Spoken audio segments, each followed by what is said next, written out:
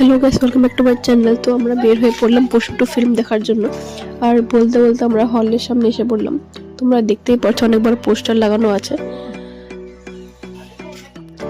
আমরা তো লিফট দিয়ে যাইনি, সিঁড়ি দিয়ে আমরা এসে পড়লাম। এখানেও পোস্টার লাগানো আছে। অডি 2-তে আমাদের রুম ছিল, তো আমরা রুমের ভিতরে ঢুকে পড়লাম। আর এই ফিল্মের একটা আইকনিক সিন তোমরা দেখতে পাবা। এই সিনটাতে একদম আইকনিক সিন, এটাতে একদম খতরনাক লাগতেছিল। আলু অর্জুন একদম কালী ঠাকুরের রৌদ্র নিয়েছিল এই সিনটাতে।